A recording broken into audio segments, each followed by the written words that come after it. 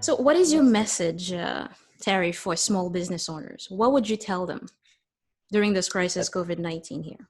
That right now they are the number one target that's being looked at right now, because they know that you don't have the resources, the budget, or even the time to look into cybersecurity. Yeah. So they're going to leverage you to hide their tracks inside your company and hold you hostage for these types of scams, like ransomware scams.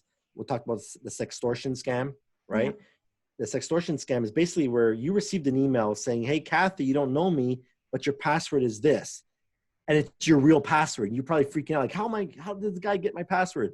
Yeah. And it says, I've got video of you on an adult website. And if you don't pay me in Bitcoin, I'm going to share this video to all your contacts. Yeah. I've had customers in the past that actually were really, really upset. Were really, really nervous about this, because they could be lawyers, doctors, that have very, very, they have a very high profile, and their client list is very sensitive, and their reputation would be at risk. Yes, for sure.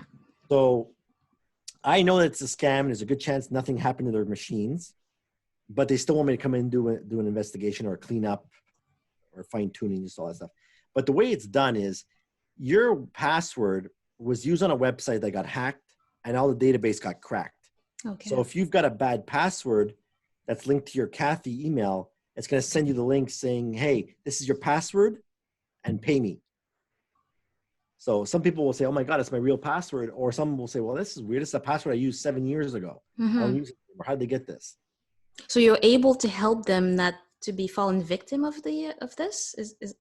Yeah, well, it's hard to do that, because once you give out your data to Facebook or LinkedIn or these other websites, you no longer control that data. So if LinkedIn got hacked like they did a couple of years ago, yes, they're in the process of decrypting all of those passwords right now and trying to scam everybody.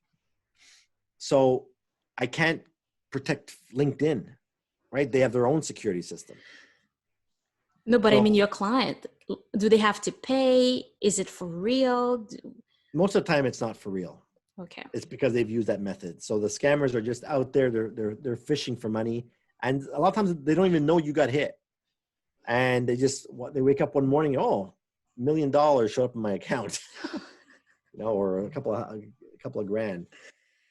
So that's the thing with the business owners. They have to not put so much trust in their IT department, because a lot of times they, especially when I do these presentations and live events about how it's done, and I show them real life demonstration, they're like freaking out after the show, saying, hey, I was texting my IT guy to make sure we have it covered. And then I have phone calls with them, and we uncover that it's not necessarily the case. They're not actually up to date, or they are missing things. So I come in with an audit, and I open their eyes on some stuff.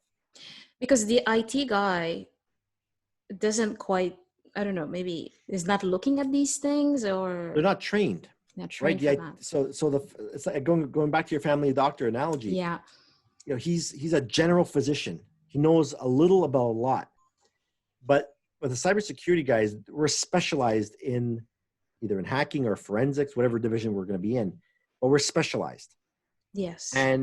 But again, we complement each other, because IT and IT security is such a huge bubble. Yes. That some people think we do it all, including the presidents of the company. Oh yeah, I have an IT guy. He does everything, but it's not true. So we all complement each other in certain ways. I understand.